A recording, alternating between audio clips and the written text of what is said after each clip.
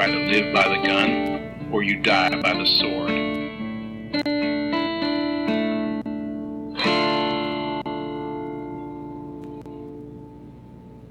All right, vampire, vampire, vampire. Come on in, vampire lovers. Here at the Good, the Bad, and the Weird podcast, we're slashing vampires in half. Give us an offer on our vast selection of vampire. This is a vampire blowout, all right? We got classic vampires, cool vampires, Spanish vampires, space vampires. We got hot vampires, cold vampires. Come on, you want vampire? Come on in, vampire lovers. I'm Nicho. And I'm Chris. And I'm so pleased you were able to change that intro rant to be acceptable. Very much so. Welcome to the Good, the Bad, the Weird podcast. We are doing, if you haven't guessed it from that rant that I changed a very specific word for. A lot of words. To close out the month, we are doing 1996's From Dusk Till Dawn. A fantastic movie. A wild time of a movie. A movie that if you haven't seen, you should stop listening, go watch, and then return, because where this movie goes, no one would have predicted. I mean, especially if you go into this blind, but if you've listened to the intro, you kind of know where we're going. Yeah, but even if you were told, hey, this is a great vampire movie, where the vampires show up, how the vampires are treated, everything in this movie was so off of the fly, so random, so out of left field, that no one could possibly have thought how this movie was supposed to end. Well, and especially with the people paired to it, because the story's by Robert Kurtzman, with the screenplay by Quentin Tarantino, and directed by Robert Rodriguez, who we did a bit of a mini dive on him at the end of season 6, so go check that out. We sure did, and in true Tarantino form, he's also in the movie. Yeah, I mean, it's not just him, it's starring George Clooney as Seth Gecko, Harvey Keitel as Jacob Fuller, Juliette Lewis as Kate Fuller, Ernest Lowe as Scott Fuller, and Quentin Tarantino as Richard Gecko, and not to mention the slew of other guest appearances that we will get into. This movie is full of people, that's for sure. And unfortunately, we don't have a lot of resources for this one today. I couldn't find too much on it. I also wasn't able to get my hand on the Titty Twister edition. Darn. So I do have one somewhat useful source. I did watch the documentary Full Tilt Boogie. Full Titty. I wish. Full Titty Boogie. Unfortunately, there was no titties in this documentary. They were all in this movie. But it's 1997 documentary directed by Sarah Kelly that chronicled the making of this movie. Most of the topic of the documentary, though, was centered around the fact this movie was made during a quote-unquote union bust or strike, and the movie and the directors chose to use non-union workers for the entirety of that protest, causing a lot of heat. There's a lot of controversy, but it is mostly just someone with a camera following around the different sound stage or assistants working on this movie. So, interesting if you're interested in getting into the movie making business and are interested in to see what the behind the scenes looks like for, a more realistic job, not the star or the director, but, what does the assistant do? What does the manager do? What does the sound or fill-in role here, honestly? That part, interesting.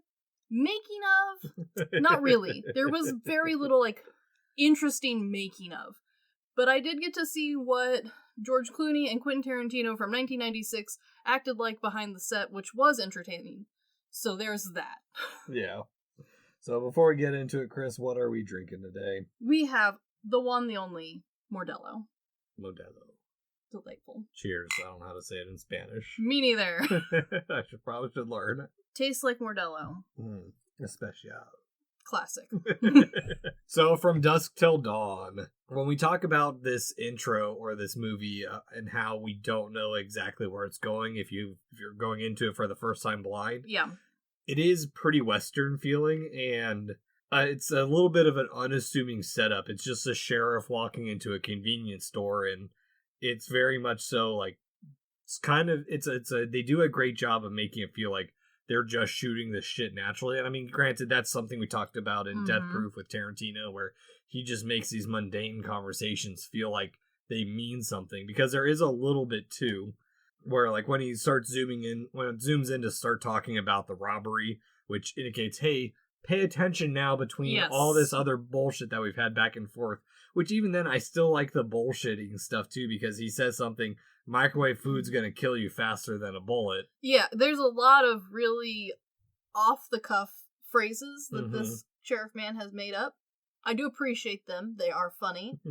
But I do love that it sets up this idea of that this is a movie going to be about a, like, Western-style armed robbery, kidnap sort of movie. And, like, the first third of the movie truly is, and that part's very entertaining. I like this setup. It's a heist escape movie. Absolutely. But I also like that it sets this up very quickly as high stakes, because we're immediately shown that, like, the bad guys have guns.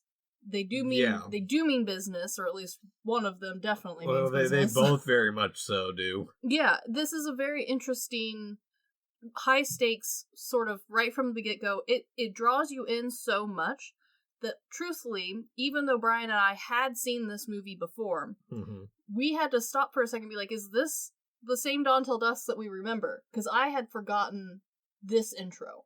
Because once you get to the end of the movie, that is kind of all you think of. Yeah, that's exactly it. Is everyone thinks of the second half of the movie, oh, it's the vampire bar movie. And I would argue that this is the perfect way to have the twist of storytelling that people all crave.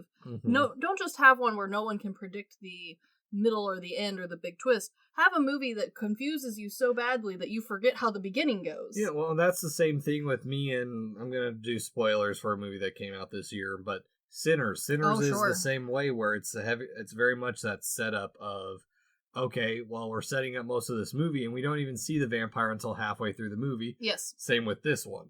And I like it. I think it adds a horror element, something we know Tarantino is very good at. I think this adds a layer to it from the beginning, with that suspense, the high stakes, the risk is all there. And then once we get to what should be considered the horror part, I'd argue it's less spooky, because it's honestly kind of stupid. Oh, 100%. Like, I was talking with my cousin Riley, a longtime listener. Howdy, Riley. I'm sure you'll appreciate that. Howdy. He was telling me a while ago that one of his coworkers, I think he said it was, said that the vampires ruined what could have been a great noir movie. I agree, but I also think this movie did not set out to be a noir movie. No. It set out to be a stupid vampire movie, and then they spent all their money on the second half of this movie. Yeah. And thus, the beginning of this movie feels like a great Western crime movie, because Westerns are famous for having almost no budget. That's why they're good. That's why they have the styling they do. Well, I think that's the point of it, is it's to set up, like, okay, this is more of a mainstream movie, and then just, like, really smash those genres together. This is really two different movies crammed together. But the other thing that makes this so good is from the beginning, we set up this realism and this understanding of the world, because you get suckered into the understanding of a Western, or the understanding of a heist movie set in, the mystery land of Texas. That you feel like you know the rules. And then we're going to get to a scene coming up real quick where we feel like we're playing with the rules a little bit. You think you know where the twist is going to go, but then it doesn't matter. Yeah. And I like that. I think it makes this a very interesting movie. Well, I think not just that, okay, we get into makes it serious real quick. I think what makes it so interesting for an opening scene is that once they basically reset the scene when the sheriff comes back from the bathroom. Yes. But now, again, going back to the classic Hitchcock theory of the bomb under the table, now we have the bomb under the table, and so now this bullshitting scene has a lot more tension to it than what it previously was set up to be. And as we learn very quickly, one of our bank robbers is much more paranoid than the other. Yes, yeah. I mean, it establishes Seth as the cool and a little bit more composed, still dangerous. But then there's Richard, who is off the walls. Something. He's something. He's so something. And here's the thing that was very interesting is, we, of course, know George Clooney and Quentin Tarantino now, but I was not familiar with them in 1996, as I was 5. So, yeah. So, like, I was not as familiar with their roles and who they were and as they were seen in the public eye. So something to remember is that George Clooney had just come off of, and was still partially in, a TV-based career where he was mostly seen as, like, nice, upstanding gentleman. His biggest role was where he was a doctor on TV for a sitcom or not really a sitcom, but like a drama That was a long-standing role for him. This was one of the earlier films where he was in a film, it was him playing a different role. He was playing a bad guy. That was kind of a big deal. Oh, kind of like how, oh shit, what's his name from Kill Bill? Or, yeah, David Carradine went from Shaolin to doing Death Proof. Absolutely. And I do think that Death Race, not Death Proof. And I do think that that's part of why they chose to style Clooney the way they did for this movie. They added the extra large tribal tattoo all the way across the neck. The very bad tribal tattoos that bad. It's so bad. But I think a lot of it was to play up that keeping that sexiness that he had established from TV in his roles, but add this bad boy dangerous level to him. Mm-hmm. Quentin Tarantino was, I mean, not unknown, because the man came out the gate swinging for his career. Yeah, well, same with Rodriguez, because we got to look at this point, too, because there's another thing in this scene, too, that we'll credit with Rodriguez, that he changes, he even plays on his own thing. Yes. But, like, Rodriguez, actually, let me look at this. Desperado had only come out the year before. I couldn't remember in which order this came out, because I know he had at least done El Mariachi, but yeah, Desperado the year before this. Mm-hmm. And famously, Rodriguez and Tarantino talk a lot how, even though this was just a Rodriguez directing role, and Tarantino did part of the writing and then mostly was acting in it, the two of them are thick as thieves. Mm-hmm. And also, you have to remember that Tarantino, right now, and a lot of Rodriguez's back and forth, was horror-based. And so having, from the get-go, Tarantino's character being as off-hinged and crazy as he was, very much intentional to play off of, oh, well, people kind of sort of know who Tarantino is. Also, him in interviews and stuff for this time period that I could dig up, he was a wild man. He was very interesting. It was 1996. He was young. He had a lot of feelings. He had a lot of opinions. A lot of people did not appreciate those opinions. Yeah. And so I do think that, like, whether or not he did a lot of those interviews and stuff with the intention of, like, riling up and, like, setting himself as somewhat of a dislikable dude to then add on to this career, no idea. Couldn't tell you, because he's a hard man to read. But it all did lead together, because even though the documentary I mentioned came out a year after this, interviews, news reports, and live interactions with Tarantino, Clooney, and Rodriguez were widespread for this movie. This movie had a lot of publicity from the beginning. Oh, I can 100% see it. I mean, both people making waves within Hollywood after coming out of a relatively conservative time from the 80s and really, really starting to push the boundaries of when I say push the boundaries, I'm talking pushing the boundaries of mainstream Hollywood cinema. Absolutely. Not talking about these, like, out of the woods, low budget indie films. No, we're talking people who want to have big money. In fact, that's part of the reason this movie was made. There was an idea for this movie a few years before, but Rodriguez was the one who had the money and the backing where the companies were willing to put their risk out for it, because this is a kind of a wild film. Oh yeah, well, and that's the thing is, like, we have all this within the first 7 minutes. We got that standoff, and here's also a thing. I'm gonna bitch about your husband a little bit. Please. This is why I don't understand why he can't get into the good, the bad, and the ugly, because the tension in that scene, every other movie we watch like this where there's some type of tension in the movie, he loves it, and then when it comes to that movie, it's just this weird hard stop of, no, I can't watch it. I think maybe it has to do with the fact that he is rewarded with this movie for sitting through the tension with titties.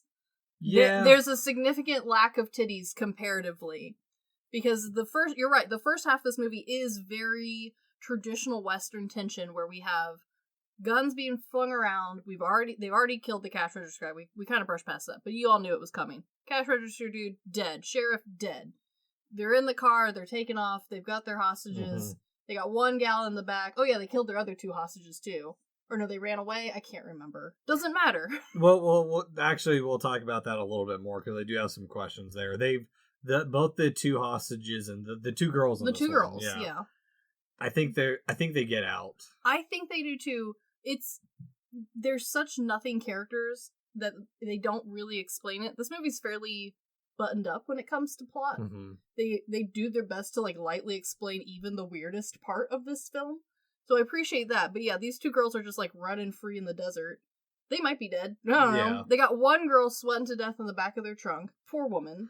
Yeah. Like, this is a very high stakes, even once it gets a little bit more, I would argue, interesting. Once we get to the hotel or the motel, even then, it's still this incredibly high stakes and very Western feeling movie. Well, and you also have to set up how bad these guys are from the get-go. Of like, they're able to think on their feet quick. They're not afraid to kill law enforcement. True. And I think having Clooney's character be not just defensive with the gunfiring, even though his character claims that he only kills if he has to. He kills a lot of people. Yeah, I mean, he is still a very dangerous man, which helps balance out his crazy ass brother. Yeah, no, exactly. He is the very quick, the very mostly level-headed, but he still has that little rage behind him that continues that that underlying temper that he tends to keep in check. Yes, absolutely. And honestly, that's the thing too. Is like, I like that it gets so interesting from the get-go. We have that large explosion. Very cool. There's a lot of explosions. This movie's good at that. Well, what's great about it too is that low profile argument while the explosion's happening in the back is a great tweak on the cool guy walking away from explosions, which from my understanding, apparently, Rodriguez invented on accident the year before. I love that we're just his crew invented on accident. Yes, I love that because this movie also has a couple of other recurring Rodriguez and Tarantino quirks that we will see repeated throughout their careers. Yeah. There's a couple. Yeah. Some are more obvious than others. Yeah, but what do you think about while they're driving away and the credits are rolling to the X-ray vision of the bank teller in the car? I love it, but okay, I love it with the understanding that some of my favorite movies are 80s and before. The newer style, the cleaner looks are nice. I totally see where people are coming from. I like where things look very intentionally like, oh, obviously this is just a storytelling device to let you know that they have a hostage in the trunk. Is done kind of artsy. It's not done well, but like that, it doesn't need to be done well because again, it's this almost pop-up storybook style telling. Yeah, see, me on the other hand, I fall to the other side, and I completely get where you're coming at. That it fits in that cheesy low budget. It's a very actually, in a way, it makes me think of just 100% nod to the Hitchcock bomb theory, where people have shown it with the cutaway to the bomb underneath. Exactly. But for me, it doesn't do it for me. It ruins another scene later on that, okay, I know someone's in the trunk instead of just them riding off as the badasses they are. It kind of distracts from it a little bit. And I mean, maybe it adds a little bit of visual to an otherwise, okay, they're driving credit scene, but I think the reason I like it is because I do visually like it. I think it's an interesting, nice way of kind of leaning into the idea that even though this was not low budget, this was $19 million, the idea of it being kind of a lower budget sets you up for anything could happen. Okay. Which I appreciate because anything will happen in this movie. But on top of that, the way it's shot with it coming straight at her head as opposed to turning and having it be long way across the trunk. Yeah. She, like, the directing, costuming for this, the makeup job, she is sweating. She is fully tied up. Like, she looks terribly uncomfortable, which is nice because honestly the rest of these credits are terribly boring. Yeah. And so it at least gives me something to kind of mull over while I'm waiting for the action to come back. Okay, yeah, I can see where you're getting to that, and also showing that she's probably been in there a long time because she was in there during the entire gunfight. Yeah, and also, like, remember this is an older car. It looks to be 80s, I think. I'm not a crazy car expert. I only have, like, one interest, and it's my own personal car. I couldn't tell you anything about any other year, just mine. And I know nothing. That's okay. But you have to remember that those trunks, not soundproof. They're usually right over the gas tank. They're hot as hell. It's a steel trunk. Yeah. Like, there is no usually AC. Not padded. They're definitely not padded. Yeah. I put carpet in mine just to, like, be fancy. But, like, it's just straight carpet on metal. Like, there's no, like, this is horrible that she's stuck in the trunk of the car. Not even in the back seat. Not on the floorboards. The trunk. Yeah. And so, like, for me, it gave me something to mull over, but I agree, for a movie that was, I think, hoping to come off a little bit closer to the higher interest, the more typical movie watcher, whether to trick them or to, like, at least branch out a little bit with Tarantino and Rodriguez's films. Not sure.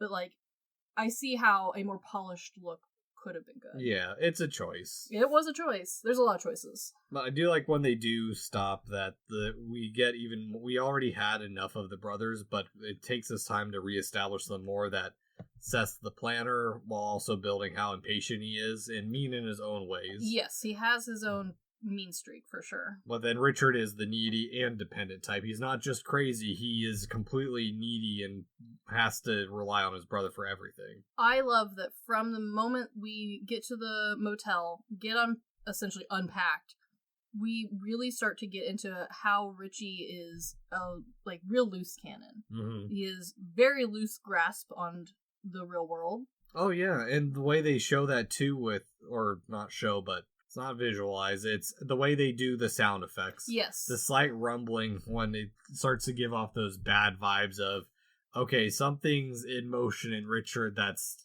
lurking beneath. And I also love that from the beginning, we also learn that Seth knows that his brother is this way. Yes. It's not a surprise. It's not Richie has snapped at some point during this heist. Richie has probably always been this way, and his brother, whether or not he likes it, is enabling it by bringing him on heists. Oh, and then leaving him alone in the room with this poor woman. Well, and I mean, he kind of has to at points, too. I mean, that's the thing, though, is that when we see Seth, he is very reasonable. Like, with the clerk, he's like, we're just going to use you in case, but then we'll let you go. Our plans are not to kill you. We need you alive. I don't want anything to happen to you. We don't want anything to happen to us. He's a very good salesman, that's for sure. Yeah, stay on the couch and don't move, and I'll be back. And surprise to no one, Richie does kill her. Horrible. I like that we don't get a full shot. It's quick flashes. Yes. I think that is more horror than what's going to come. Well, okay, and I'll get to that, because there's a scene in between there, too. Yes, there is. But at the same time, her actions make sense, because we know one is reasonable. Yeah, and he just left the room. But also, Richard still has a gun. Yeah. So, like, are you going to disobey the other guy who also has a gun in the room with you currently?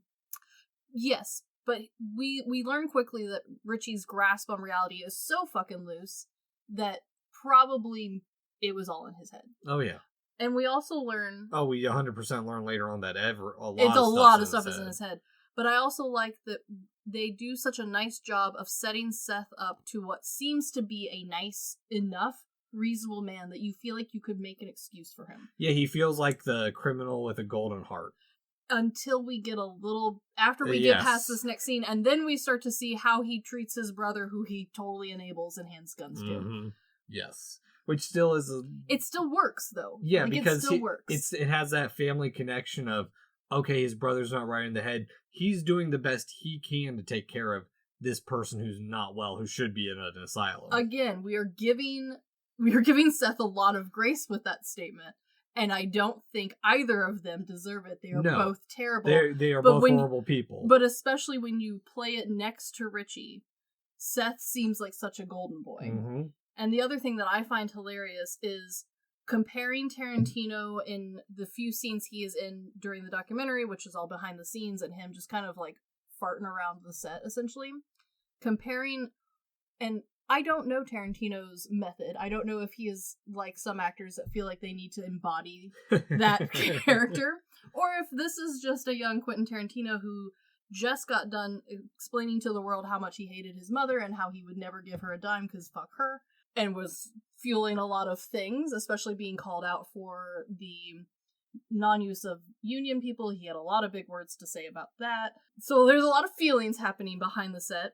And it was very interesting to see the cockiness and the just real assuredness in himself play through into this character, especially like in the way we dress Richie up costuming-wise. He feels like the weird nerdy brother that the older brother has like styled to be as cool as can be. Yeah, well, I mean, you gotta think, Tarantino is coming off of his first two major movies, Reservoir Dogs and Pulp Fiction, so like... Yeah, exactly. Exactly. He felt cocky as hell. But at the same time, he kind of had the right to be. No, and it plays and is seen very clearly between those two. And I would argue the performances. I don't think at any point he didn't know the camera was on him. Mm-hmm. I think a lot of it is hand up for the camera. A lot of people seemed to have been. I mean, that's just how some people are. But it was very interesting to see how he really leaned that sort of idea into Richie. So even when Richie is crazy, he feels so sure of himself and so cocky in a way that even though Richie has probably been told he's crazy and it's all in his head, he is so sure of himself that it's fine. Like, he is not taking any precautions to be like, hey, did you tell me that? Did you say something? No, he's just like, what did you say to me? Bang. Well, we know he's not taking meds. No, sure as hell isn't. He has a retainer and that's it. That retainer's doing a lot of damn work. Because he grinds his teeth. Yeah. I love that they also only give him a bottom retainer. Yeah. As a hardcore teeth grinder, that retainer ain't doing shit. It's doing enough. It's better than nothing, I guess. Yeah.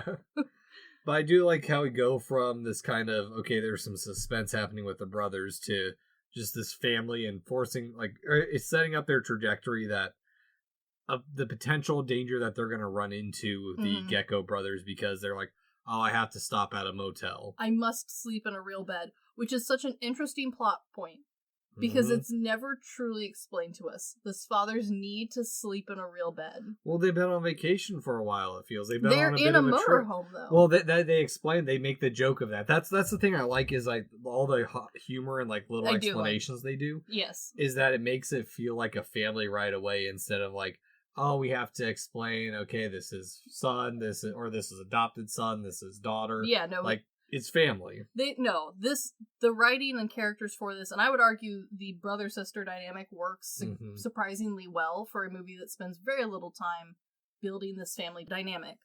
The thing that cracks me up is, the reason I point it out is because when the first time I watched this movie, I was a much younger person. Yeah. And much like the children in the RV, I did not see the trouble with sleeping in the RV. That's home, that's comfortable, that's better than the ground, which, like, this is an upgrade. I was sleeping on dirt going camping. Mattress, who needs that?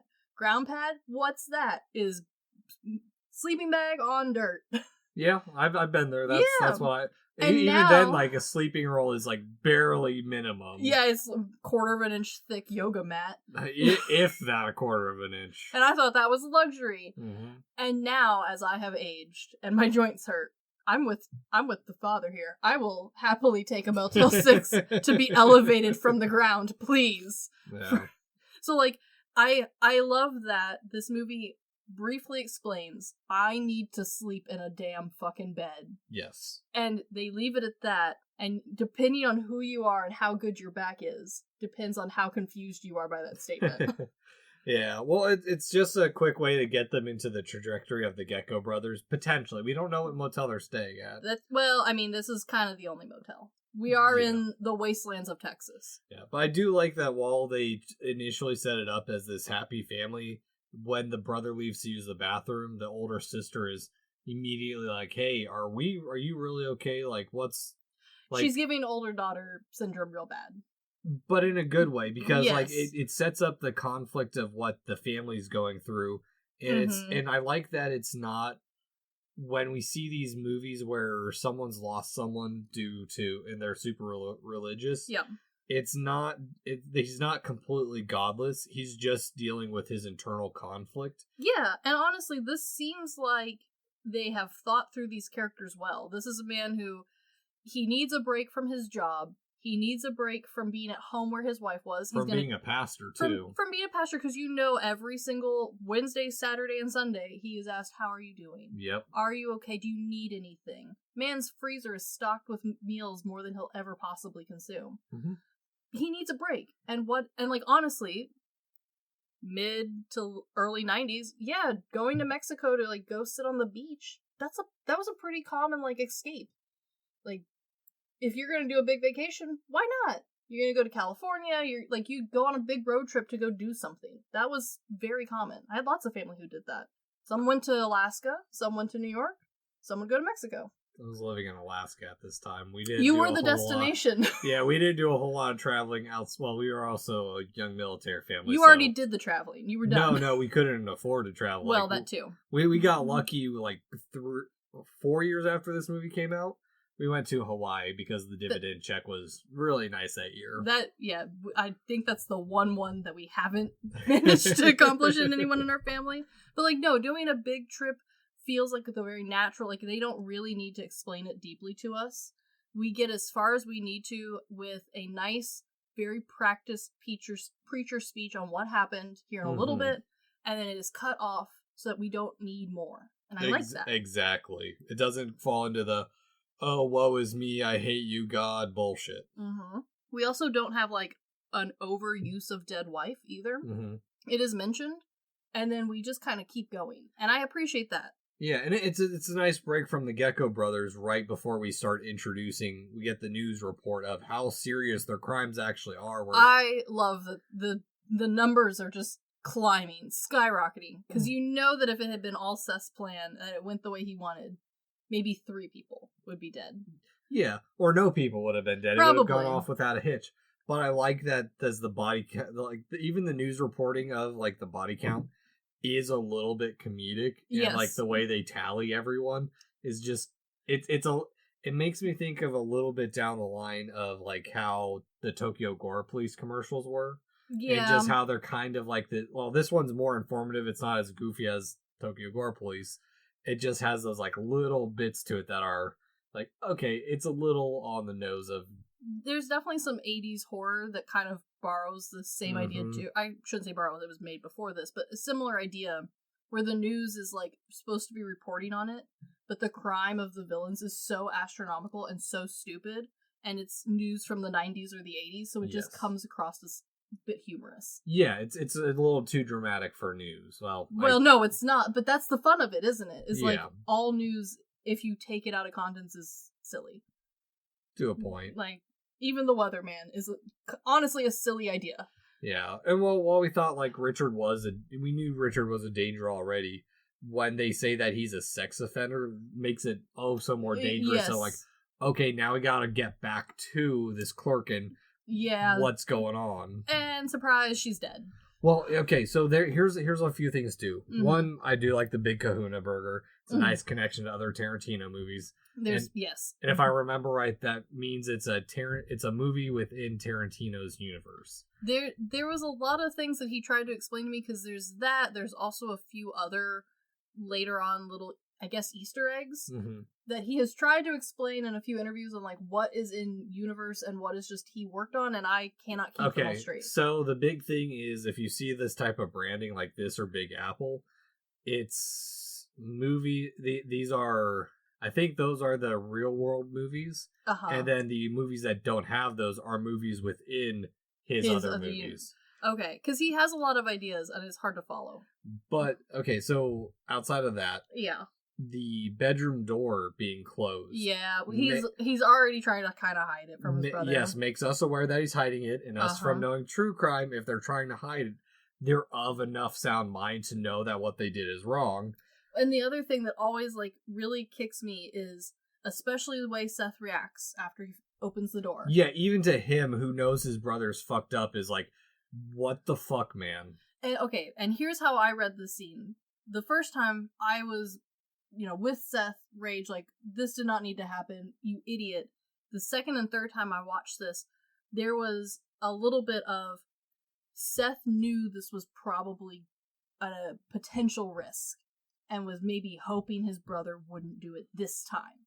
This has been a repeat problem. Yes. And you still went to go get Kahuna burgers. Well, because they gotta eat. You should bring them with you. Order. This is the 90s. What are they gonna order? They don't got a cell phone. They ain't got DoorDash. You do have front door, and normally motels you can at least vending machine something. This man took a risk for Big Kahuna. Well, because he also had to scope and make sure that no one saw them. Again, there's a lot of, I think, self-rage in Seth's behavior here, with especially how he manhandles his brother. And I think it reads more than just you fucked up, it's we fucked up. Yeah, no. Yeah, actually that is a very good point of it's not he's mad at himself more than he is at his brother because he knows his brother. I think he blames himself for his brothers. Yeah, it's like when I get pissy at my cats for having like their stupid kitten ADHD stuff. I can't get mad at them. It's just it's me getting mad at myself for not blocking crap off from them. Yeah, I think there is some rage, and I'm sure it is both. Mm-hmm. Because let's be real, like that Richie's actions are the worst. Oh yeah. But also Seth is 100% blaming himself for like not doing something else. Well, and it's necessary from a writing standpoint for this to happen because it forces them to have a need for new hostages, which again ties into like, okay, now we have this family that's potentially coming in. Why it does a good job of like balancing of like what their plans are, what the needs are, and forcing them into new situations. And the other thing that it does really nicely is we have to remember that this is a horror movie, and as much as I argue that this scene was the horror in this film, technically it's not. Technically, later scenes are meant to be the horror of this movie, and having these two characters now establish what level of depravity they are makes it later, when you get to the fun part of normal horror movie, who you're rooting for. Well, and that's part of the fun of a horror film. Well, and it's because when we do get to the horror part, or the bar part, or the killing of the vampires and all that, it's justified because these are creatures. It's not some innocent motel worker. We don't want to see her brutally massacred. We want to see Seth brutally massacred. Yeah, we want to see the patrons at the bar massacred. We want to see Richie get, have his head ripped off. Like, that feels justice. Yeah, exactly. But it also, like, when the family does show up to the motel, there's that dread. Well, and it's the fact that Seth is, now because he doesn't have to watch his brother, he's just prowling the parking lot waiting to see who's coming in so that way he can... And also he's using that big Seth brain going, we need to switch vehicles. Yes. What a better way than a big ol' RV with a new family to drive us across the border. Very much so. And they don't even get to sit there long. They're just chilling in their hotel room, and he's like, okay, listen up. You guys are taking us. I love how it also feels at times that Seth is trying to teach Richie how to do this criminal thing. So, because he sends Richie to go knock on their door.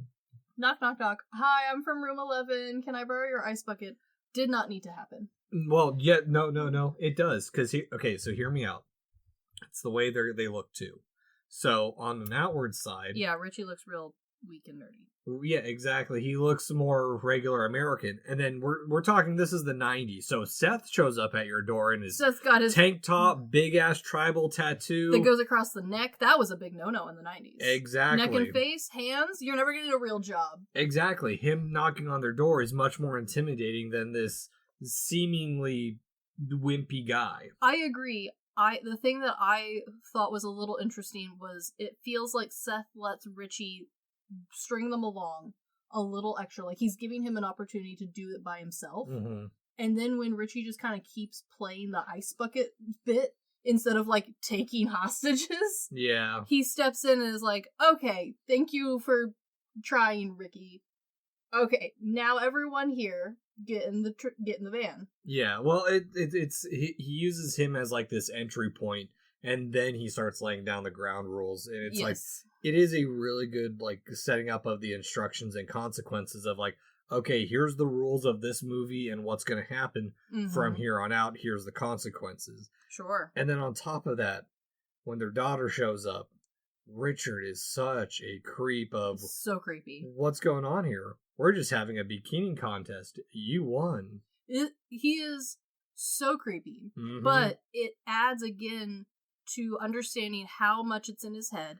Because also, remember, if you haven't seen this movie, the advertisements for this movie, while they were good at the time, it has now been a long enough time that you probably haven't seen ads for this film. You were going in probably blind.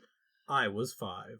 Exactly. Or 4, depends on what time of year. Exactly. So, like, if you have not already seen this film and you're going in blind, you now think the twist is that all of it's going to be in Richie's head. Maybe a little bit, but I also, what I think so, it's more so trying to throw you off the tracks of what's really going on in his head, because when we get that rumbling again, and then she asks him, "Would you eat my pussy?" Or "I want you to eat my pussy." And it's like, okay, this is the when there's that rumbling. There's something twisted or something not 100% with the world from his view. Exactly. And so you kind of set yourself up to think, oh, this is like a psychological horror. There's going to be some like reality shifting bullshit. That's probably where the vampire thing is coming from, kind of Moonstruck style. The more we talk about it, the more I start to understand Riley's co-worker's complaint that the vampires ruined a good noir movie. And unfortunately, I think the movie they want is Moonstruck. Because that's the one where he slowly believes he's going crazy and believes he's turning into a vampire. That's Vampire's Kiss. Moonstruck is the one with Cher where he's the one with Cher dancing on an arm. Yeah. Yes. But you're thinking because he did Moonstruck before that. That's correct. And he hated Moonstruck, so he did Vampire's Kiss. I am thinking of Vampire's Kiss. Thank you. So Vampire's Kiss is, I think, what this movie starts off pretending to sort of be a version of, only Western and with not Nick Cage. Which, depending on who you are, good or bad, I don't know. It's got young George Clooney. I can't complain too much. But I do agree. I think if you were hoping for what was setting up to be a psychological horror, the second half of this movie is going to feel really weird. Oh, very much so. Very much so. And I think part of it, too, is that I think part of the reason we expect it to be a certain way is because there's this constant reaffirming of the business side, and that everyone's going to play by Seth's rules. And Seth does a great job of setting up what their goal is. Their goal is to get to El Rey. They're going to pay 30% to be in El Rey, and they're going to live on honey and beer for the rest of their lives, staring at the ocean. And it sounds great. That's the goal. Oh yeah, very much so. And I like that, like, while he's setting up these goals, the father a couple times is trying to put himself like, hey, let the kids go, just take me. I do like that the father, Jacob, does a nice job of pretending to be as real of a father figure as possible, while also setting up for the crazy second half of this film.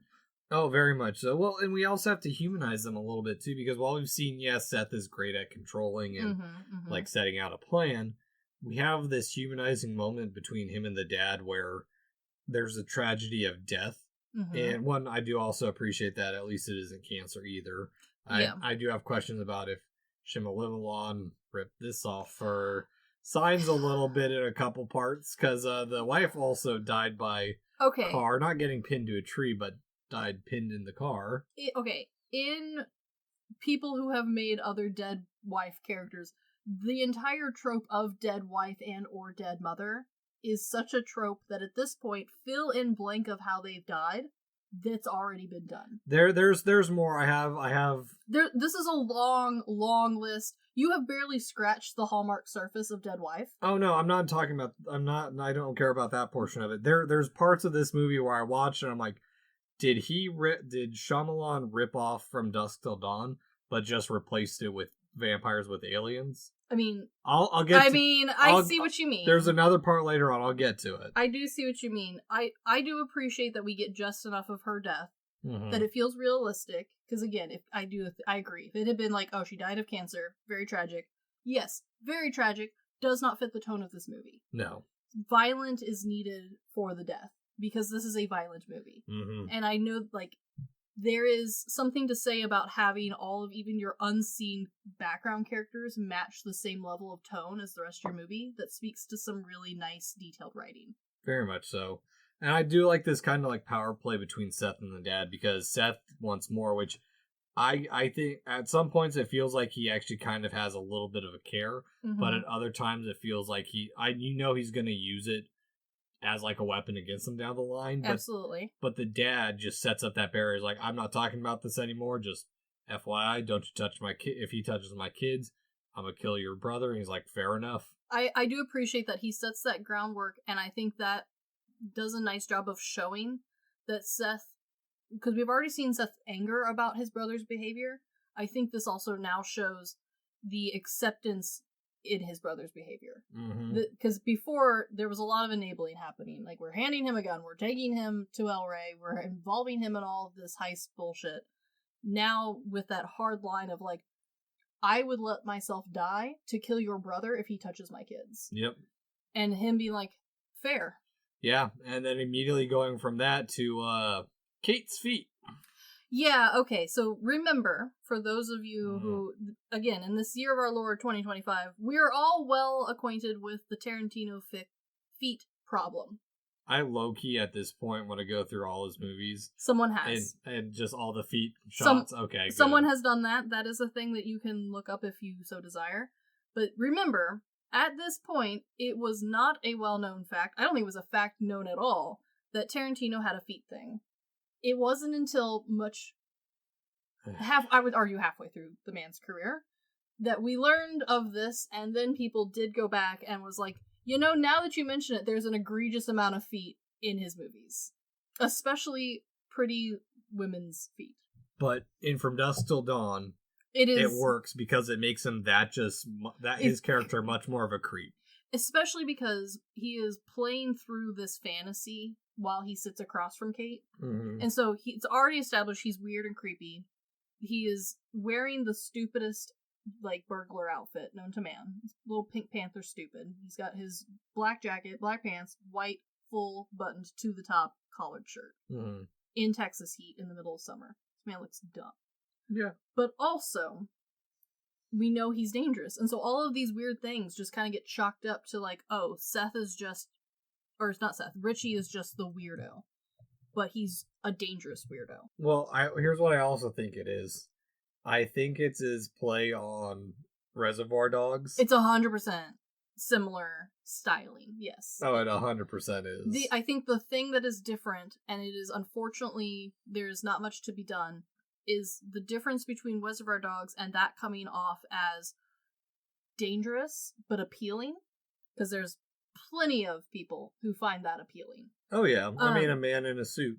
A dangerous man in a suit. Yes. The difference, unfortunately, is one of those is a high cheekboned, well grease-backed haired man in a suit, and the other is young, skinny Quentin Tarantino in a suit. And he's not the most He's Quentin Tarantino. Thing to look at, yeah. No, and again, I think it plays into it, whether or not it's intentional or not. I don't know how the man thinks of himself. It doesn't really matter because it works, and I think it maybe works better because standing next to what at the time was a huge heartthrob George Clooney kind of adds that level of unhingedness to him. Again, George Clooney's character is playing the bad boy, and they're hamming it up to really offset how he'd been seen this whole time.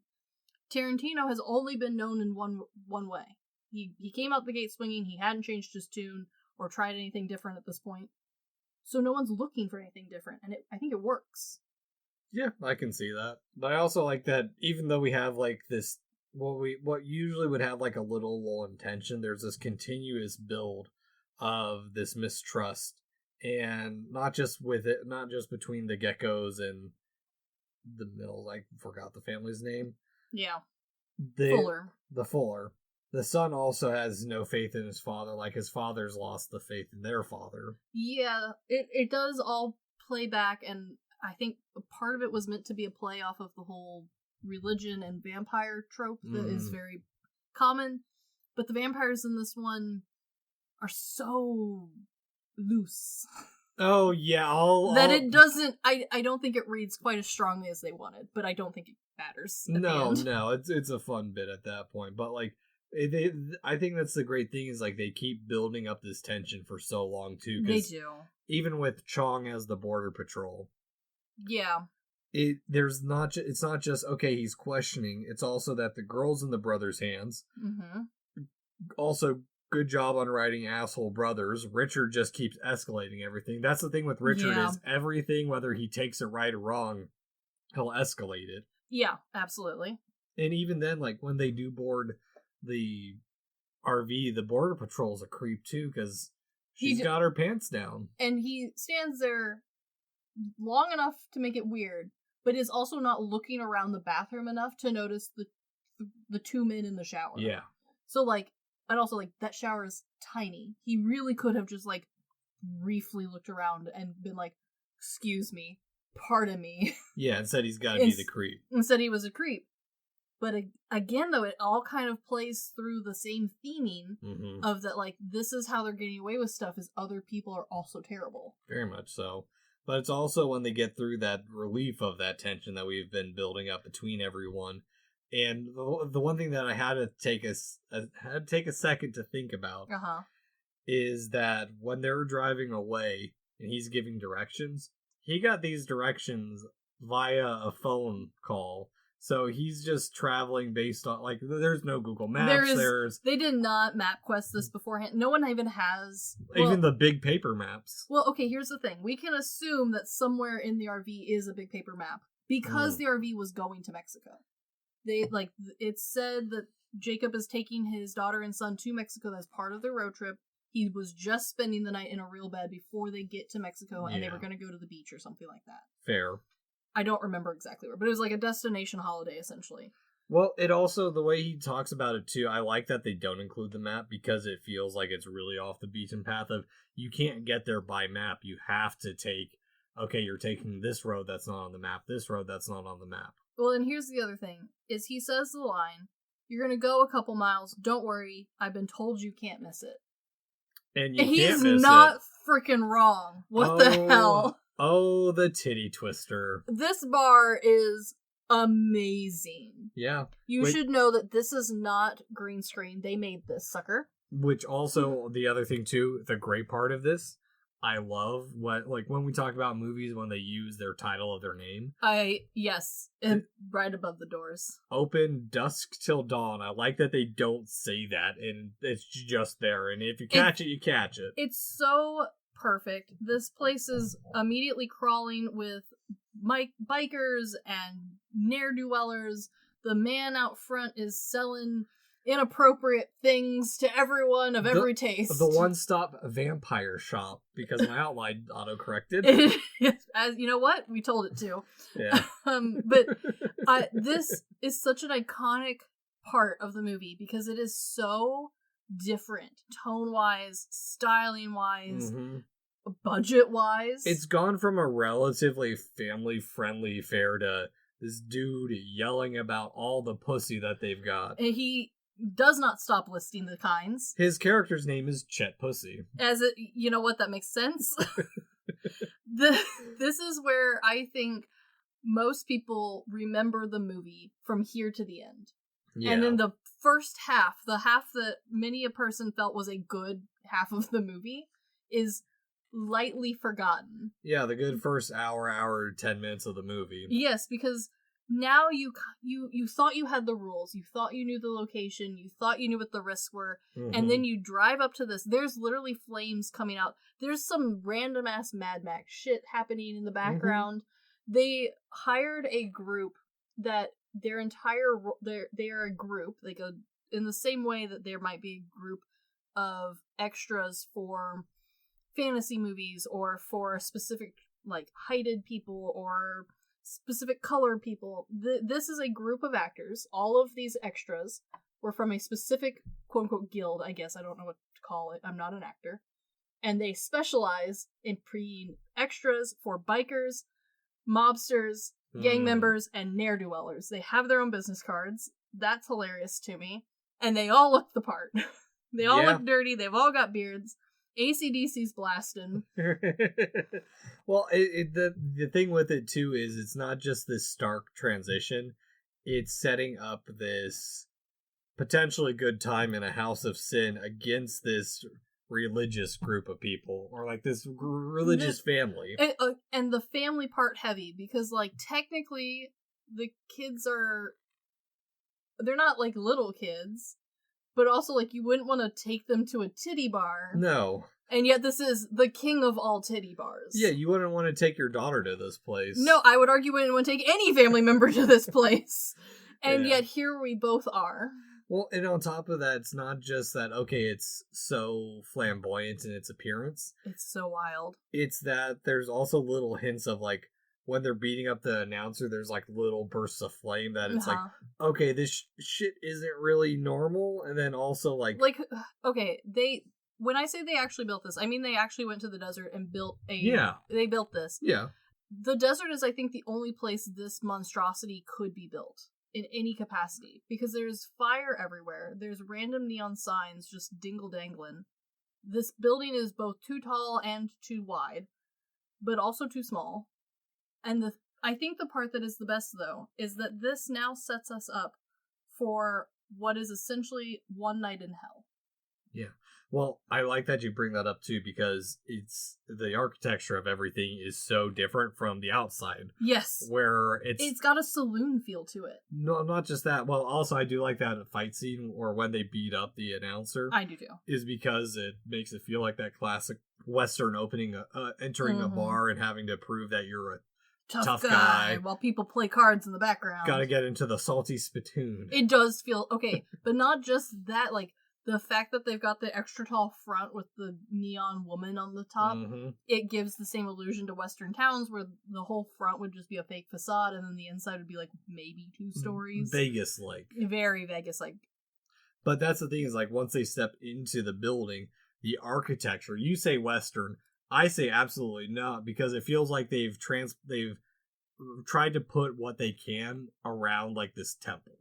Yeah, there is a very temple-esque design, and then there is also a very fun industrial grunge that I think was meant to kind of help add the uncertainty and like griminess level that we're going to have to get to. Yeah. Because a huge cornerstone of this movie... Titties. Well, that too. But also that Rodriguez specifically wanted to work with special effects. And he had a certain special effects company in mind. The first one unfortunately backed out. The second one handled this in a way that I don't know if they were ready for, because they talk about it a little bit in the documentary. They're showing some of the costumes, they're showing some of the robotics that are going to show up soon. And they talk about how Rodriguez had come to their office, done a few sketches with them, talked about a couple things, but like really excited to be working with them and to be having this gory, gutsy, over-the-top movie. And so they built it all for him, as requested. The man forgot what he had requested in true fashion. And so a lot of this showed up on set and everyone was like, what the hell is that? Jesus, that's going to be in this movie? And they're like, you wanted this. We didn't come up with this. You wanted this. Beautiful. And so I think there was they just had to get stuff to fit in where they could. They did, because they also broke ground for this. Like, they were pushing and booking to get this built, filmed, burned to the ground, and then filmed more. So, like, the time frame of this was ludicrous, and you have to remember this is the desert. So it's like 120 degrees while everyone is also doing this. They're also battling wind and dirt storms on top of having to build, like, pyrotechnic and shoot all of this. Yeah, I would have thought the bar would have been more of like a stage or a sound stage. It is my understanding that it was all built. Fascinating.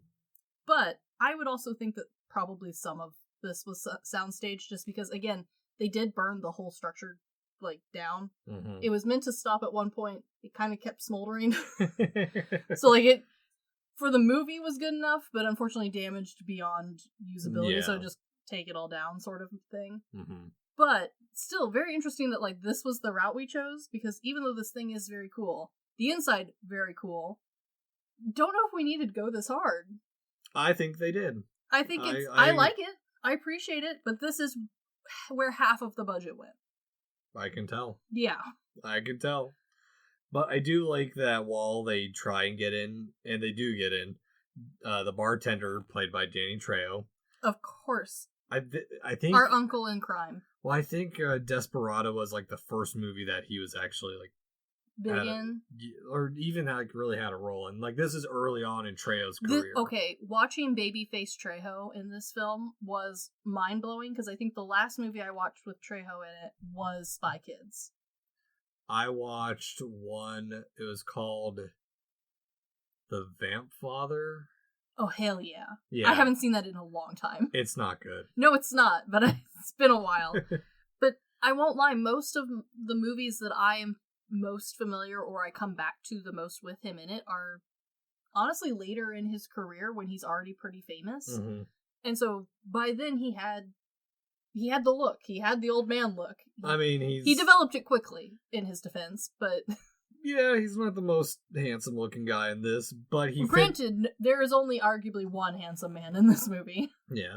Well, he also fits the aesthetic of this bar, and like it's No, he looks the part perfectly, and also the fact that he's a recognizable thug, I think really does add to it, because like you can point to him and be like, "Hey, Danny Trejo's in this." Well, and I think not just the fact that it's not the fact that what he looks like. It's also the way he's checking the clientele, and how we learned that the vampires are good at targeting specific people of outsiders and vagrants. The ones that wouldn't go noticed. Yeah, the lesser dead.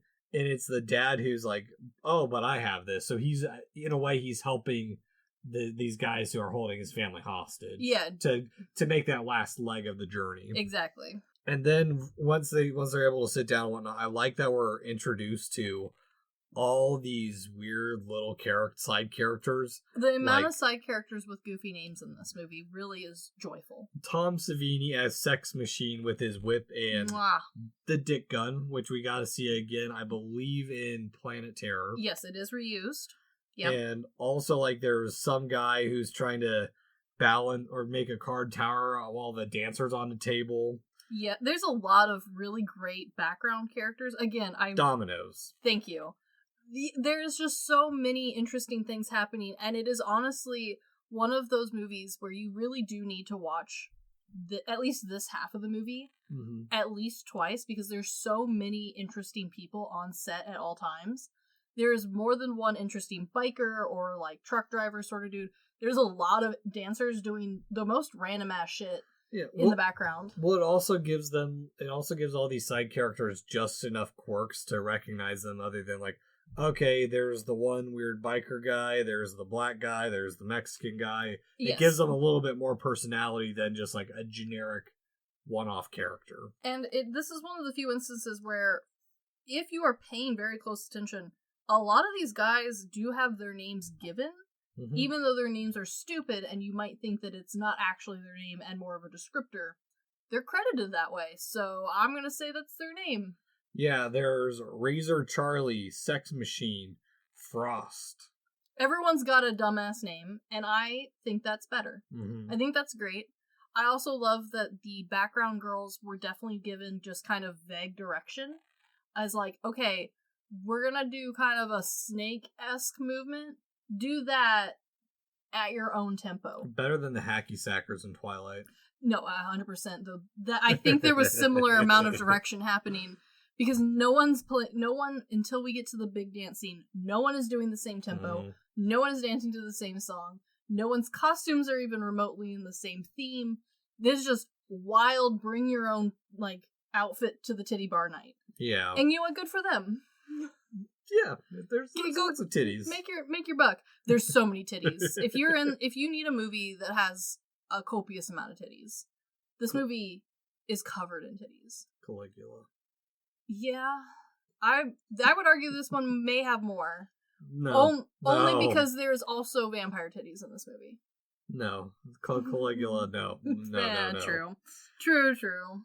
But I do like, even though we have all this quirky stuff going on, there is that little bit of seriousness where Seth is trying to get everyone to drink, and he is getting the dad or the son and the daughter to do it, and finally the dad steps in because he's like, okay, this like kind of trying to be that guiding little bit of like pastorness back to him, where he's like, hey, you've already won, why are you so pissy about all of this now? Yes. Which again goes back to the fact that Seth is a pretty impatient and not a good guy either, so exactly.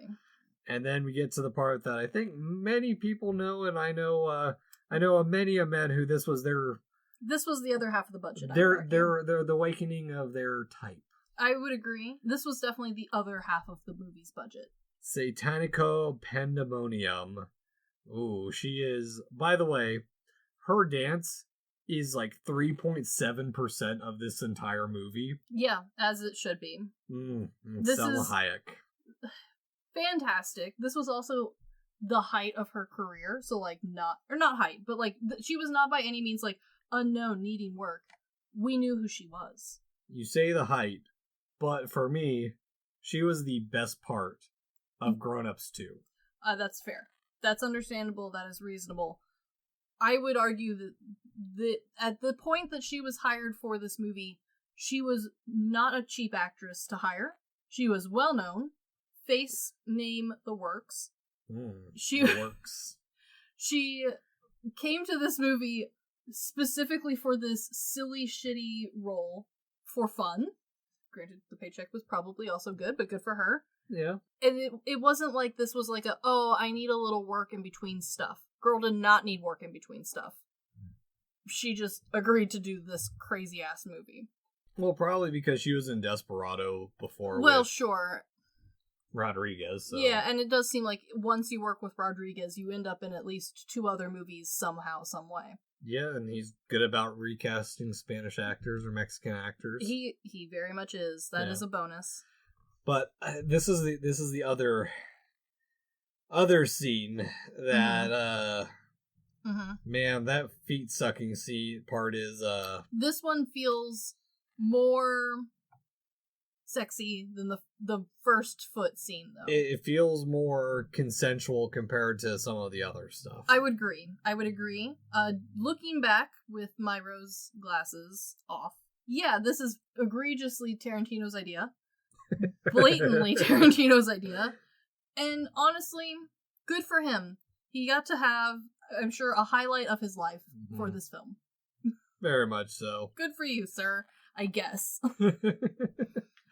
But I do like with this Seth's hot-headedness leads to dinner being served. Here's what I will say.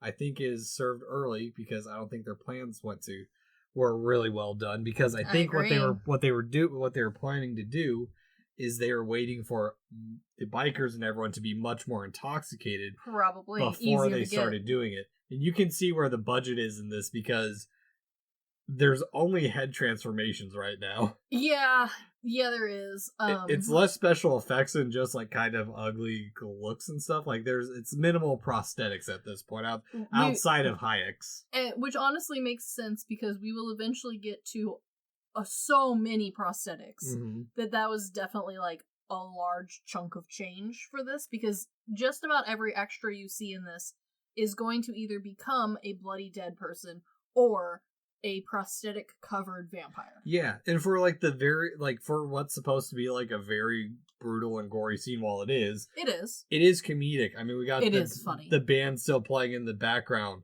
I mean, we got a cross shoved down someone's throat and they turn all goopy. And taking these 4 vampires and positioning yourself to impale them on 4 different legs of a table. Hilarious. It's great. It's comedy gold. Pool table fight of the shit moment of whipping him down and staking him. Okay, or passing him the stake to get him down. I think maybe the 8th vampire who is staked onto pieces of furniture or with pool cues, the question did cross my mind.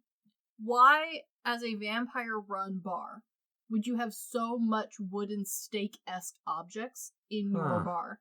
Because at no point do they run out of stake objects. Because their plans, they're planning for everyone to be drunk at that point and not fight back. That is the only logic I can see. I do think, though, to any vampires out there, if you are planning on recreating this vampire titty bar in the future, maybe weld the tables to the ground and have a lot less wooden objects running around. Maybe don't have pool, maybe instead have skee ball, or, I don't know, the punching bag arcade game, golf, literally anything else, really. Because the entire bar becomes a weapon against the vampires. Yeah, very much so. Their own home. Well, and I mean, even then, there's that other part where there's a heart ripped out, and that is cool, and is the wrong color and the wrong texture, and I love that. Well, I also like that doesn't work on killing them, and they still have to pierce the heart. Yes, but they pierce it with a pencil, which does open a lot of objects and ideas. Which is great too, because it's okay, you have to have all these dramatic moments to kill the vampire, and all it takes really is a pencil through the heart if you can't get it. Which does imply that, maybe we could start training Naruto style to throw pencils shuriken style and kill vampires in the future. However, we did gloss over something that to me stood out. Okay. We have spent an awful lot of time and effort in this movie proving that Richie is insane and leading up to the idea that this is all in Richie's head. And that a lot of the horror elements of the movie will thus be because of Richie's insanity. We fixed that problem really quickly by having Richie die first. Yeah, very much so, because now he's out of the equation for quite a bit. And the first time you watch this, you spend a few seconds wondering if that's in Richie's head. Oh, yeah, I can definitely see that. Yeah, now that you bring that theory up. Because, yeah, he's out of it right until up after the scene. Because also, real quick, the way they end the scene, I love it. I do know. Because it feels like that showdown. It feels like a high noon showdown with the 4 strippers. Everyone back to back, kind of. It's great. Yeah, and then for some reason, the band just blows up out of nowhere. This band, okay. The band was a real band. The band was called Tito and the Tarantula. That's their actual members. They did not, obviously not do all of the music for this movie, as a lot of this music is sampled from AC/DC or Metallica or fill-in band from the 80s here. But some of the songs that maybe you don't recognize, that's from Tito and the Tarantulas, and that is actually them in... And also, even once they become vampires, that's them in prosthetics. Hell yeah. So good for them. That's a pretty awesome thing to have on your wrap. Good way to get rid of them. Yeah. But yeah, I do like that while we say they kill off the brother first, he does come back. And he does, as the worst version. And somehow, no offense if you ever listen to this, Tarantino, I know you totally listen to us. I have no doubt. They somehow made him uglier. No, they really fucking did. I'm so sorry, my man. It's not a good look. Normally, okay, here is something that I do appreciate, is this movie leaned really hard into the idea that prosthetics are fun, and less into what makes the vampires real and work, which is the opposite of other vampire movies that we've talked about, where we have to establish the sexy vampires and their lore and magic in a soft way. Okay, we'll get into that in just a minute, because there's a whole talk on that. There is, and I appreciate that greatly. This would solve so many vampire movies if we just all had a little quick powwow to be like, hey, what is our vampires? Well, they're mushy. They're all different. Some of them look maybe a little bit more like chupacabras than actual vampires. I'll get to that. One of them is got stomach mouth. That's cool. Vampire Hunter D fan. Maybe? I don't know. I don't either. But when Seth has to kill Richard. Yes. I like that it's not a personal thing, it's all on principle. And even then, when he says that line, peace and death I could not give you in life. Yes. And it's so good. It's so good, but it's not just that. It's that while Seth and Richard were horrible people to the family, they still try and comfort him, even after his brother's dead. I agree. And I also think if you were in the Richie hate club, as I am, having the opportunity to watch him be killed twice in one movie is really satisfying and does feel a little bit like justice for the other characters that Richie was the worst to. So, it also, I think, boosts Seth's character in that way of, we've been told countless times that he is a terrible person. He's proven that he is not a great guy. But he keeps redeeming himself just enough that once we get to the very end of this movie, you almost justify it to yourself. You almost justify her request.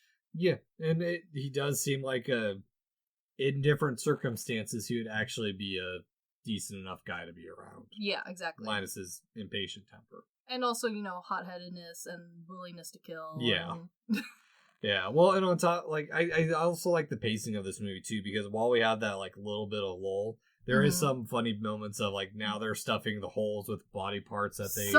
Some funny. This whole half of the movie is ripe with body humor. Very much so. But, the reason they have to do that is because, bringing in the bat surrounding so that way, hey, they can't just leave the bar. I do appreciate that this almost creates a locked room horror, which is always the most fun, especially when, again, the writing's clever. They give us a reason. Well, and also, Sex Machine putting on his jacket because he's been bit, that stupid trope. It's so stupid, and I love that they turn him into the ugliest vampire.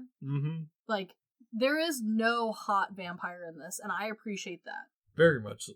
Well, No. hot as a vampire or hot before being a vampire? Because there's a lot of eye candy for. There is a lot of prosthetic vampire titties. Yeah. I will disappoint you to let you know that at least 3 of the vampire prosthetic titties are just, unfortunately, men in prosthetic titties. Oh, no, I'm talking about the strippers. I figured you would. But I will tell you, I guarantee you there is someone who is into the prosthetic. Yes, I'm sure. Yeah. I have no doubt in my mind. He might have worked on this film. Who knows? But, no, I agree that this movie is, if you play the game like I do when I go to fancy museums of Count the Tits, this movie is ripe with the Count the Tit ability. Mine is weddings and find the fellow heathens. Finding fellow heathens is fun. If you are a fellow museum goer, the game is either find the titties, or if you're going to like an Italian style or classical art one, find the pee-pee. It's the penises. There's so many. They're everywhere. Oh yeah.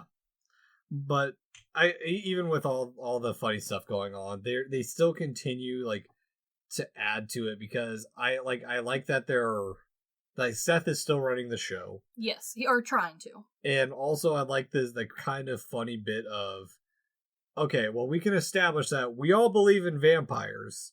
We don't believe, but we've seen them and we must continue. Yes.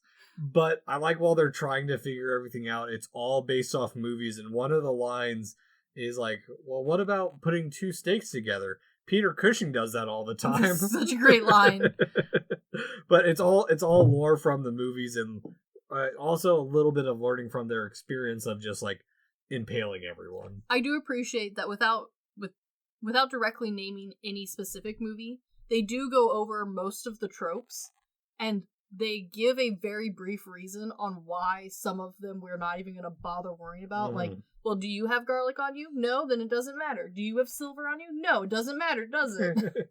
So no, but they have that secret weapon of, there's a pastor, and like, hey, you got to bring back your faith. Hey, you got to believe, like, right now, like, your faith has to be restored. And here, which is so dumb. But because also the original trope was, of course, Catholicism, because Catholicism vampires are a tale as old as time, and it is specifically a priest, a Catholic priest blessing holy water. This man is not even a minister. He's not a pastor. He's a minister. He is not a priest. He is not Catholic. Does this water count? Apparently it does. We find out it does, but they're risking it all.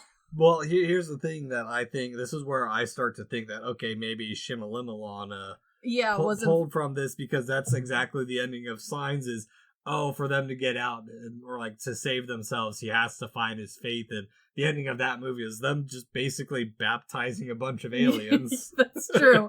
That's true. No, that is a small detail that like is briefly, like the father figure even briefly brings up, like, I don't know if that actually works. And they're like, too bad, you're our last defense. He's like, I'll give it a go. Yeah, very much. At this point, what's there to risk? Oh, yeah. Well, and even on top of that, like, when we have Frost start to talk about the war, and it just goes to the background, and we never hear his backstory. And honestly, I'm okay with it. I don't care. Well, exactly. It's funny, too, because it makes him he's just going to be vampire fodder here shortly. But I also love that the way they set him up as this, like, vampire hunter, almost. Mm-hmm. Oh, he's the war guy who's going to have all the experience, who's going to help us get through this. He feels like a reverse trope on so many other classic vampire characters that have come out over the years. Mm-hmm. And I love that we really play into it. We ham him up really hard. We give him the whip. We give him the badassery. We have the whip is with Sex Machine. Not Frost. It is. He steals it from him at one point. Oh, okay. I forgot about that bit. There's so many little like tropes that are kind of sprinkled into his character where you're like, that's the man who's gonna make it. You're convinced for a hot second, like that's who's gonna survive. And of course he doesn't, and he turns into the ugly vampire with thick neck. Yeah. Well, that's what they do. Like I do like, because of that little turmoil with Sex Machine when he covers himself up, is what leads to them just having to. I also love that the time frame for how long it takes is terribly vague, Mm-hmm. but not so vague that it's inconsistent. We don't know exactly how long it takes to turn, but we also know that it's not that long. No, it's not that long, but it's long enough for them to prepare everything because, again, all this stuff is like all these little things are just building to force them into the corner and into action. Which, the cross gun, fun as hell. That's great. I also love that it gets stuck in a man and we just use him to reload the gun. Mwah, beautiful. Yeah, and also, like, their full transformations that we've seen now are pretty solid. But I do also like that when they're pushed into the corner, they're like, okay, yeah, this makes sense. All the shipments and stuff they've taken off of truckers, they're back here. And I love that some of the shipments are just straight up garbage. Yeah, exactly. There's like Temu stuff back there. Exactly. Granted, it's 1996 Temu stuff, so like probably worth something now, but like it's just there's like so much junk they're having to make into something good. It's not like an actual weapons store. Yeah, like turning the stake drill into a the jackhammer. The jackhammer into a drill. Yes, fantastic. The condom water balloons are my favorite. A good one. I specifically really like the water gun, the holy water gun, because that has been a long-standing belief in my arsenal if the end times ever come. Hey, I will be using that. All they need, Chris, is just a bag of rice. That's honestly something that like was not mentioned because again, but they cover that. They cover that in this movie because they go, well, has anyone read any actual real life literature on the subject? And none of them had. I've barely read the Land Beyond the Forest, which is like the first major book that even has a reference to vampires. Well, ironically, this movie kind of sort of gets close to some original iconography from Dracula because the man in the original novel who kills Dracula is a Western cowboy man who's randomly in the story. He's such an out of left field character. He's the guy who manages to kill Dracula, and this whole Western ass sort of movie ends up killing vampires. Totally by accident. I dig it. Well done. But this is like the last little bit where we have some serious nature to it, where the dad who makes them promise that he's gonna swear to God, swear to Jesus. It makes me think of, unfortunately, a little bit of the Batman. Swear to me. It does, yeah. It's aggressive, but again, it is within character, so I let it slide. And by this point, we have seen a vampire squeeze pus onto someone. We have seen more than one vampire titty. We watched one vampire rip itself in half and chomp on someone with its mouth stomach. We've seen a man grow an extra thick neck where he's almost shark-esque. There's been a vampire who I legit thought was a werewolf the first time I watched this and thought that was going to be like the twist ending. Okay, here I have some thoughts because this is part of that solid last battle we got. Yes. I think because the way he transforms, it's their nod to an American Werewolf in London. I also was wondering if that was the play, because it's incredibly werewolf looking and styled. But then, knowing where this movie goes, I thought, okay, well, maybe it was meant to be Chupacabra reference, because, like, that's supposed to be like a hairless vampire-esque dog. I think it is. But it looks so much like American Werewolf in London. It's because it's the same kind of shots. It's prosthetics. Well, it's the same shots that they show with American Werewolf in London with like the skin breaking apart. It's 100% they're not doing, but I like that they're bringing in other lore of like I do too. That all the vampires aren't the same. A lot of them are very snake-like in like the Lamia style. Yes, absolutely, or Queen of the Damned style as well. Yeah, with the, like. Some of them very much not Queen of the Damned style. But that kind of goes back to, like, when I first watched this movie, I was wild and baffled and confused by the variety of vampires. The only real consistency was that they were goopy. And, like, even then, the goopiness varied from, like, acid pool on the ground to, like, soup to, like, water balloon. There was a wide variety of type of goop available.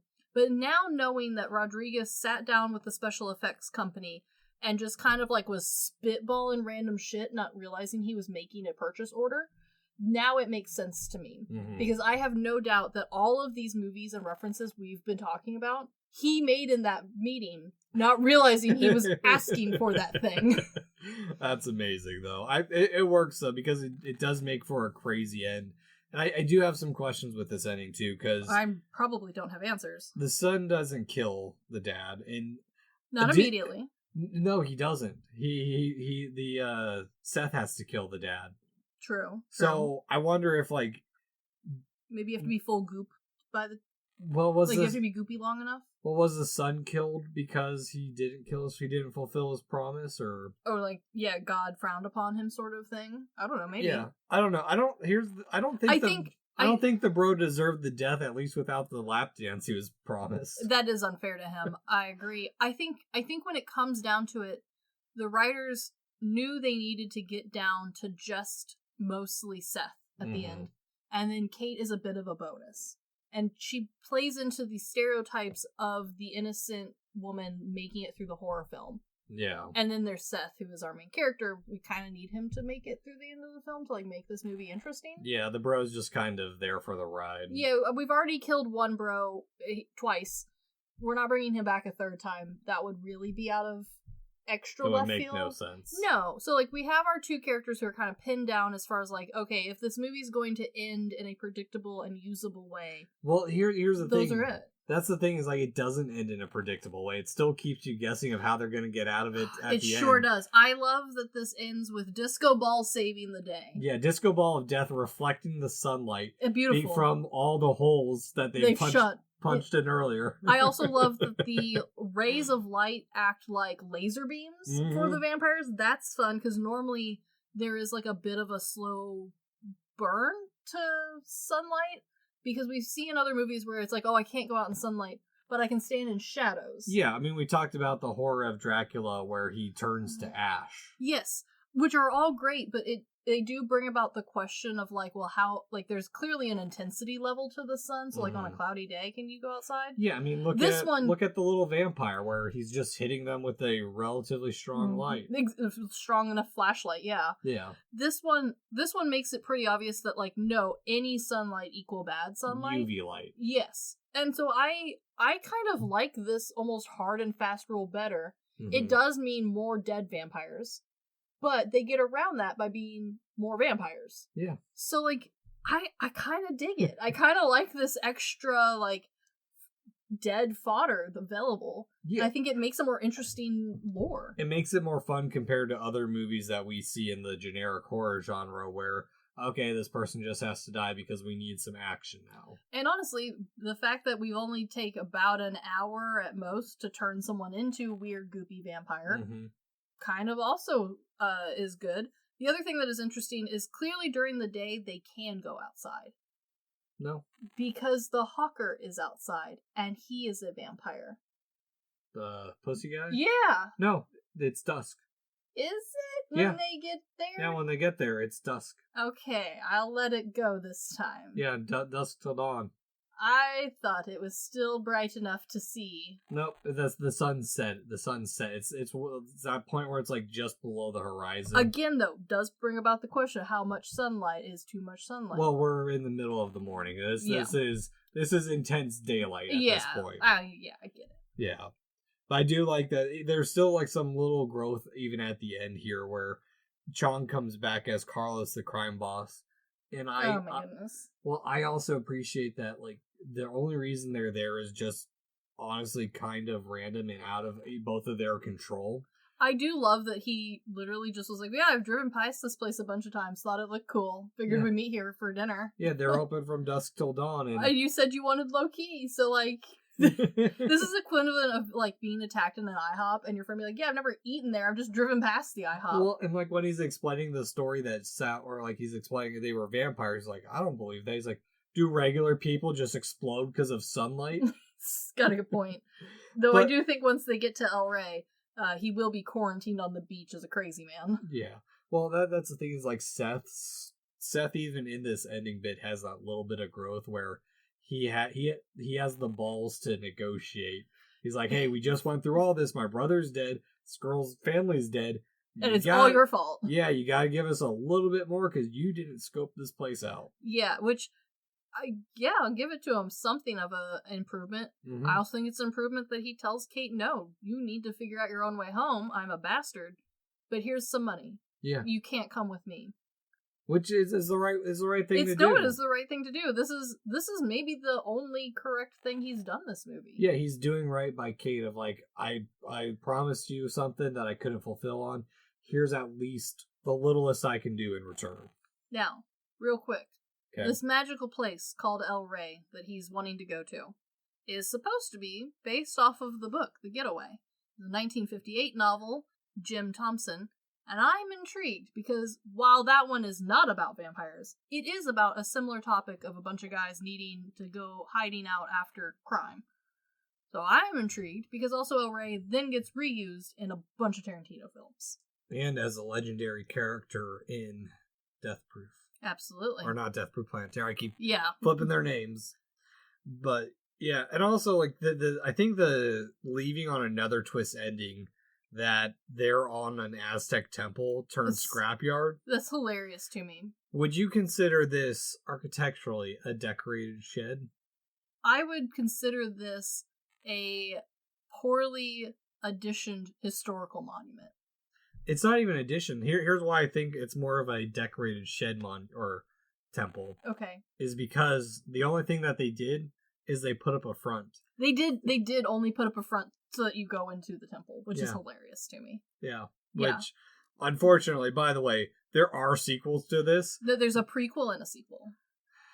Yeah, you're right. It is technically a prequel. It is technically a prequel. The prequel gets more into like what the temple is and what they tried to use it as, but man, they suck. They're honestly, and I say this with all of like terrible movies in my heart, I agree, they're not worth watching. There is also a TV show. I don't think it's worth the time, but I'm not a TV show person, so like maybe that's blinding my opinion. Yeah, I didn't get around to it.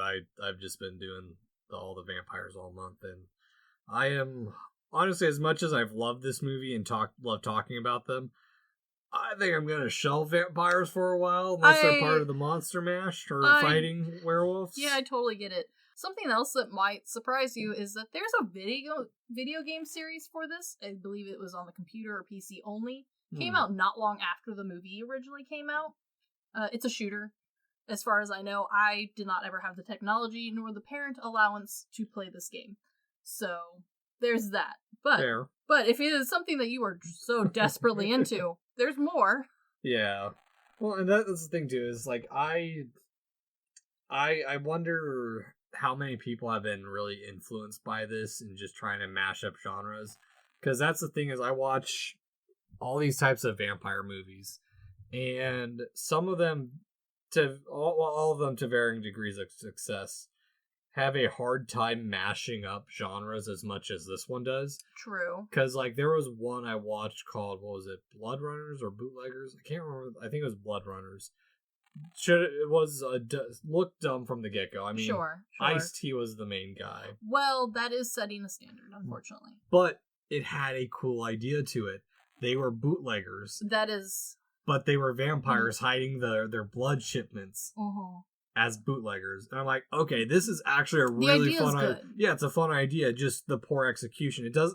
They always end up taking themselves a little bit too seriously compared to this one, where... This one did not take itself seriously in any way. But that's the thing. I think this one did. It just hid the humor beneath the violence. Yes. I completely agree. I also think that this one did a nice job of balancing the violence with the humor. Mm-hmm. But not in the way of having, like, fun one-liners or silly quips. The gore, like the majority of the actual gore and violence is humorous because it is overly done. It's prosthetics, which we know does better, especially if you're wanting to do horror. I think in the end, that is what makes this really good, because once you get down to it, once you really look and dissect this movie, the actual horror element is the first half of the movie.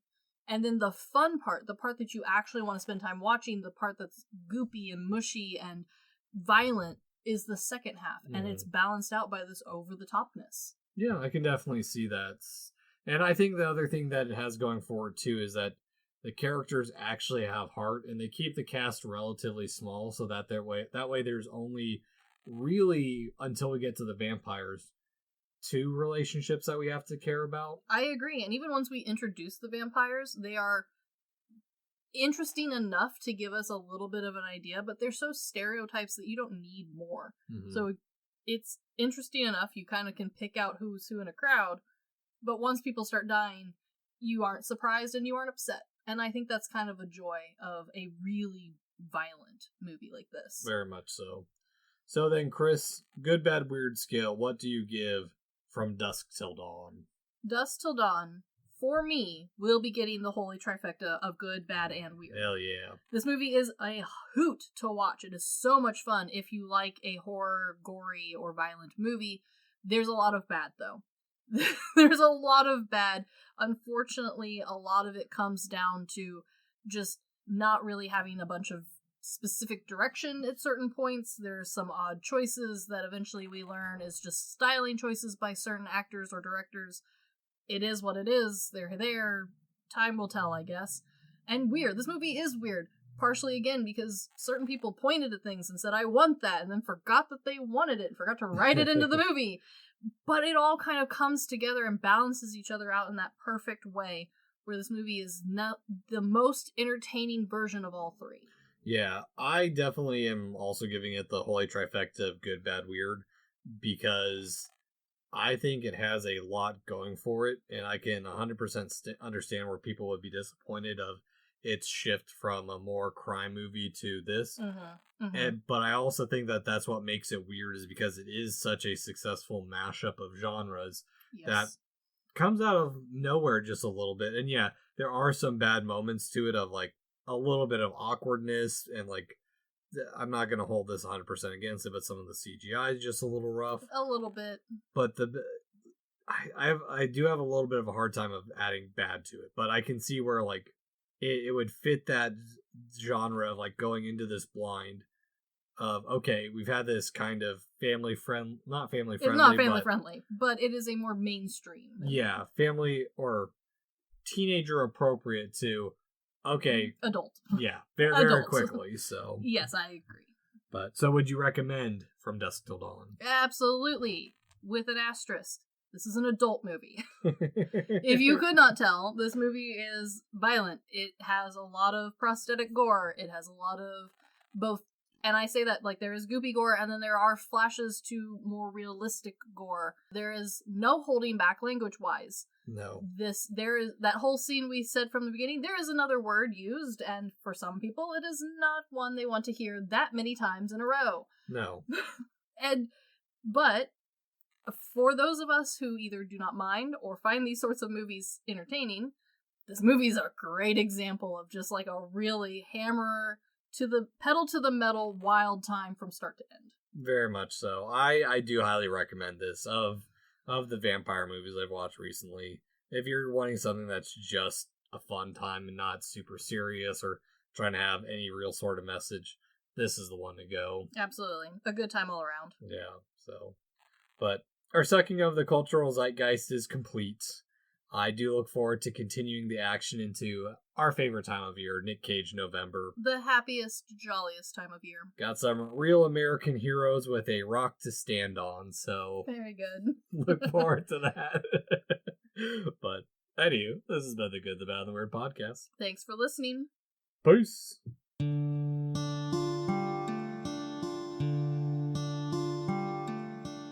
Thank you for stopping by this here town of the good, the bad, and the weird. We appreciate your listenership, and if you want more of our takes in your life, feel free to check us out on social media at The Good, the Bad, and the Weird Podcast, or TGTBTW for short. As well, if we missed a fact, your favorite part of a movie, or just have a suggestion and want to reach out and say howdy, feel free to email us at tgtbtwpodcast@gmail.com. And feel free to join our Discord at The Good, the Bad, and the Weird Podcast, where we talk about movies, just share random banter here and there. And always, check out our podcasters, streamers, or any other content creator we shout out in our episodes. We really appreciate it. And as always, thank you for listening. Peace!